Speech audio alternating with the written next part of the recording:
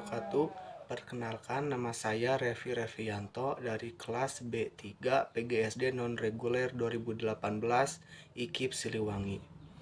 Pada kesempatan kali ini, saya akan sedikit menjelaskan mengenai materi tentang tata krama siswa, khususnya tata krama siswa di sekolah dasar. Tata krama adalah kebiasaan yang lahir dari kehidupan sehari-hari antar manusia yang juga sudah menjadi bagian dari pergaulan sehari-hari kita. Tata krama juga disebut sebagai adat sopan santun. Sebagai contohnya yaitu ketika kita masih anak-anak, orang tua kita selalu melatih bagaimana kita menerima pemberian dari orang lain dengan cara mengucapkan terima kasih dan mengambilnya dengan tangan kanan. Contoh lainnya yaitu orang tua kita juga selalu melatih bagaimana cara kita makan, minum, bagaimana juga cara kita menyapa orang lain. Tata krama sendiri terdiri atas dua kata yaitu kata tata dan krama, di mana tata berarti adat atau aturan dan krama berarti sopan santun. Jadi, tata krama ini berarti adat atau aturan kita dalam kehidupan sehari-hari untuk bersikap sopan santun. Tata krama ini terbagi atas beberapa macam, yaitu tata krama dalam pergaulan kita sehari-hari, kemudian yang selanjutnya komunikasi sebagai sifat alami manusia, dan yang terakhir adalah komunikasi dan tata krama pergaulan adalah hal yang tidak dapat dipisahkan dalam kehidupan sehari-hari kita. Terdapat 3 kunci pokok yang perlu dicamkan dalam masalah komunikasi. 3 kunci pokok itu diantaranya yang pertama, pengakuan orang lain sebagaimana Anda ingin diperlakukan. Yang kedua, setiap orang mempunyai perbedaan perorangan, tidak ada kembar satu telur yang sama. Dan yang terakhir yaitu kenal dulu baru sayang. Makin kenal makin sayang, tak kenal maka tak sayang.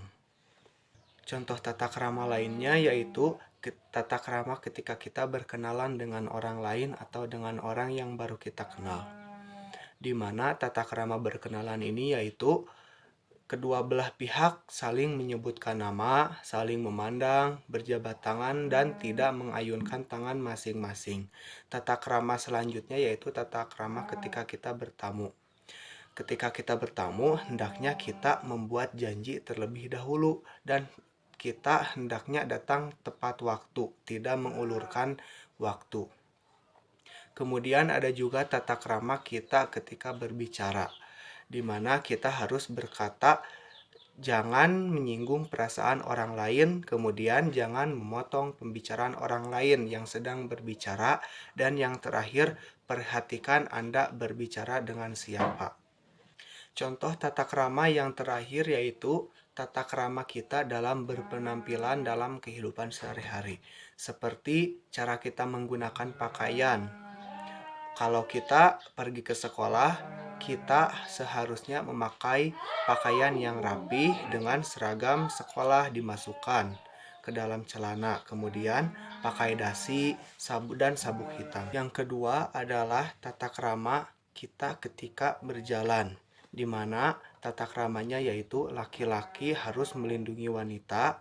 Kemudian kalau ada 2 wanita dan 1 pria, pria berjalan di sisi yang berdekatan dengan lalu lintas. Kemudian kalau ada 2 pria dan 1 wanita, wanita harus ada di tengah dan dilindungi oleh pria.